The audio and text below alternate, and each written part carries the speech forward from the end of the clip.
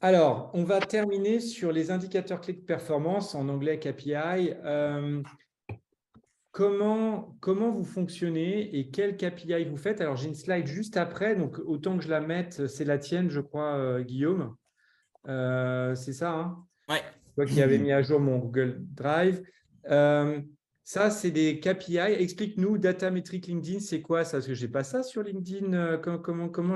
C'est quoi ce truc? Ouais, en fait, le Data Metrics LinkedIn, en fait, c'est tout simplement. Alors, moi, j'utilise Notion, l'application, mais concrètement, vous pouvez utiliser Excel. En fait, je laisse vivre mes posts et au bout d'un mois, en fait, je les inscris dans le tableau ou de quelques semaines. Et en fait, je relève le nombre de vues, le nombre de likes, le nombre d'interactions, en fait, non pas par vanité, mais en fait, pour me permettre de voir les posts qui ont le mieux marché, donc pour les analyser, pour retourner dessus et les analyser et aussi ceux qui ont le moins bien marché. Alors, c'est quoi un poste qui ont le mieux marché pour toi? C'est quoi ton indicateur? Alors, deux types. Premier indicateur lié là aux métriques, c'est-à-dire au nombre de vues, de likes, de commentaires, etc. Où là, je sais qu'en termes de viralité, il a bien fonctionné. Et un autre indicateur, c'est aussi les communicants Marketcom qui m'ont contacté en direct suite au post. D'accord. Réponse hyper importante. Quand vous avez un lead qui appelle ou quelqu'un qui appelle votre entreprise, demandez-lui toujours d'où il vient. Et nous, on a remarqué un truc marrant, c'est que les gens, en fait, ils disent, bah, on vient de LinkedIn parce qu'on a vu un post de Guillaume. Et en fait, ça, c'est un indicateur qu'on relève chez nous. Et on se dit, ah, OK, ça nous a permis d'avoir de nouveaux chargés de com ou de responsables com. Et pour te répondre en termes de stats, euh, un poste qui ne marche pas aujourd'hui, encore une fois, c'est parce que voilà, j'ai 9000 abonnés et tout, donc il ne faut pas que ça effraie les gens. Mais en gros, il fait 12 000 vues. Pour moi, c'est un post qui a floppé, enfin, qui a pas été dingue. Attends, parce que là, tous tes posts ont fait moins de 12 000 vues. Ouais, en fait, là, ce que je t'ai mis, bah ouais, c'est pour te montrer à quel point je suis exigeant. En fait, alors les posts de gauche, c'est des posts de 2020 quand j'ai débuté. Ah, Je les d'accord. regarde en Donc, fait ceux de dès le droite sont départ. bien meilleurs. OK. Voilà, et en fait, ça me C'est top. permet, je regarde de temps en temps ces stats-là en me disant, bah, tu vois, en fait, tu as quand même eu une progression. Donc, en fait, ça t'aide aussi, toi, parce que la création de contenu, on ne va pas se mentir, c'est exigeant. Ça demande du temps, beaucoup de temps, des fois sur les temps perso. Voilà. Et moi, je regarde souvent mes stats de 2020 en me disant, bah, tu vois, en fait, finalement, tu as quand même progressé Alors, là-dessus. question, enfin là, je digresse un tout petit peu. Tu es social seller, hein, c'est Ouais. clair. Tu mets des contenus pour faire des leads derrière et on voit que ça paye. Pourquoi tu le fais sur ton temps perso? Pourquoi je fais ça sur mon temps perso? En Tu fait, considères que ça j'alterne. reste encore quelque chose d'anecdotique? Non, je pense qu'en fait, il y a quelque chose qu'on ne peut pas contrôler et c'est l'inspiration.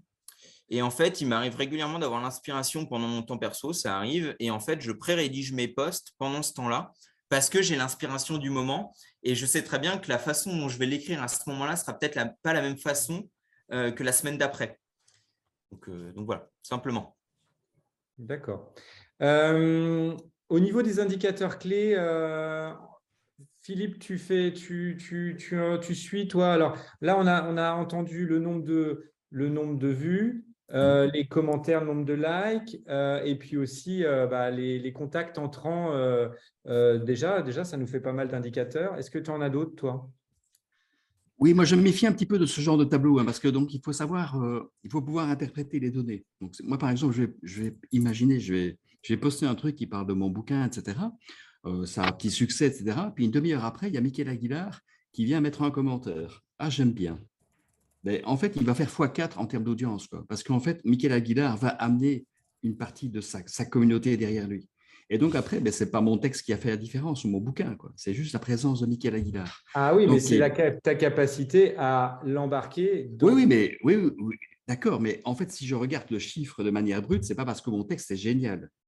C'est parce qu'en fait, Oui, Michael Aguilar a amené sa communauté. Et je donc, comprends. il ne faut pas dire, à ce moment-là, je vais faire tout le temps le même template, je vais parler tout le temps de la même chose. Donc, il faut donner de l'interprétation aux données. Alors, au niveau des KPI, voilà, il y a une phrase qui est devenue ma phrase à moi, et donc qui est devenue ma phrase, mais ce n'est pas de moi, donc je l'ai mis dans mon bouquin, c'est de Gabriel Dabischwebel. Donc, je vais vous la lire, c'est très court. Le seul KPI à mettre en œuvre est de mesurer l'impact de l'ensemble des actions marketing et pas de manière individuelle.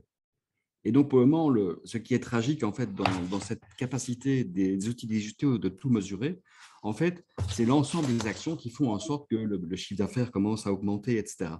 Alors, moi, je prends plus d'importance, en fait, ce que j'appelle les KPI qui sont palpés dans la vie réelle. Et il est clair que si on me reconnaît plus souvent dans la rue à Bruxelles, Genève et Paris, ça veut dire que je fais mon job. C'est-à-dire que si je n'étais pas autant présent de manière digitale, les gens me reconnaîtraient beaucoup moins. Si je vois dans la conversation, par exemple mon bouquin, mon bouquin précédent, en fait, c'est un bon exemple, l'expression être connu d'avance est entrée en fait dans le milieu du social selling. Maintenant, c'est même devenu une lapalissade. Mais à la base, cette phrase n'existait pas avant que j'en fasse un livre. Et donc, c'est vrai que là, je peux mesurer que j'ai une certaine influence dans mon secteur d'activité. Donc voilà, et ça, c'est une manière de mesurer. On l'a fait aussi avec un client où on n'arrivait pas justement à faire démarrer son audience.